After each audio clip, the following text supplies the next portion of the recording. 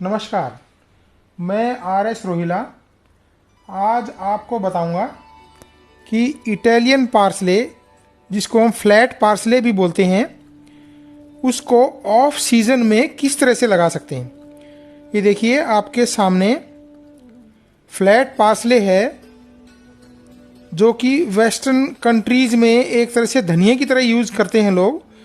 जितने भी मीट के आइटम्स हैं या फिर उनके अपने खाने के तरीके हैं, उन सब में इटालियन पार्सले वो लोग चॉप करके डालते हैं, जिस तरह से हम अपने साग सब्जी में या खाने की चीज़ों में धनिया का यूज़ करते हैं। तो ये फ्लैट पार्सले है, जिसको हम इटालियन पार्सले भी बोलते हैं।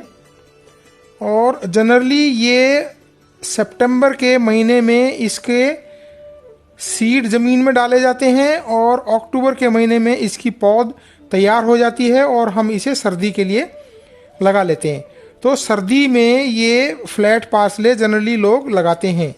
तो ये फ्लैट पार्सले जब मार्च का महीना आ जाता है तो ये सब आपको स्टैग्स फेंक देती हैं, ताकि उसको सीड बनाने का मौका मिले। और ये अप्रैल के महीने में या मई 1 2 के महीने में पूरा का पूरा सीड बना देते हैं। लेकिन अभी आप ये देख रहे हैं कि फ्लैट पार्सले है और मई का महीना है और इसमें किसी तरह के ना स्टैग्स हैं और ना सीड आया है।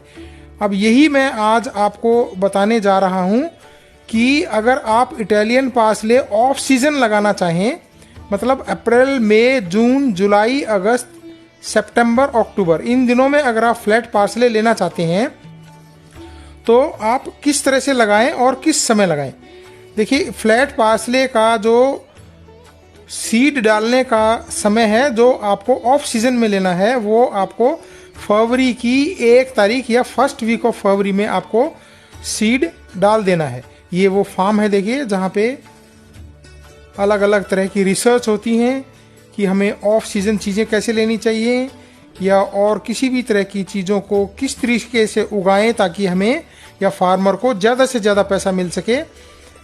वो सब तरीके इसमें दिखाए जाते हैं। तो ये फ्लैट पार्सले मैं आपको बता रहा हूँ कि आप फरवरी के फर्स्ट वीक में इसका सीडिंग करेंगे, नर्सरी तैयार करेंगे और मार्च के फर्स्ट वीक में आप इसे ज़मीन में डाल देंगे, ज़मीन में सोइंग कर देंगे जो सीडलिंग्स तैयार हुए।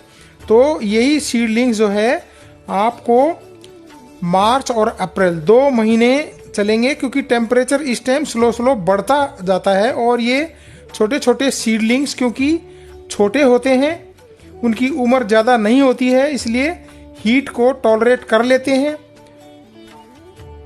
और स्टैगिंग फेंकने की उनकी उम्र अभी नहीं होती है।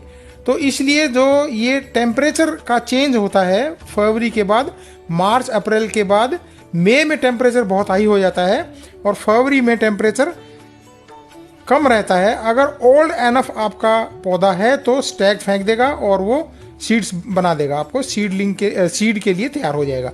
लेकिन अगर आप उसे फरवरी में पौधा बना के मार्च के फर्स्ट वीक में लगाते हैं तो मार्च और अप्रैल 2 महीने गर्मी के चेंज में उसमें स्टैकिंग नहीं आती है, फ्लावरिंग नहीं आएगी, सीडिंग भी नहीं होगी और मई का महीना गर्म हो जाता है और इसलिए वो जो क्रूशियल पीरियड था जिसमें उसने फ्लावरिंग करनी थी, वो पीरियड चला जाता है और उसमें फिर स्टैगिंग नहीं होगी, उसमें फ्लावरिंग नहीं आएगी और पौधा बिल्कुल भी कभी भी आपको 6 महीने तक कोई भी फ्लावर नहीं फेंकेगा। मैं आपको शुरू में ही आपको दिखाया है, इसमें आप देख सकते हैं कहीं पे भी किसी तरह का कोई स्टैग नहीं है जिसमें फ्लावर आया हो या फिर सीड बनने के कोई चांस हो।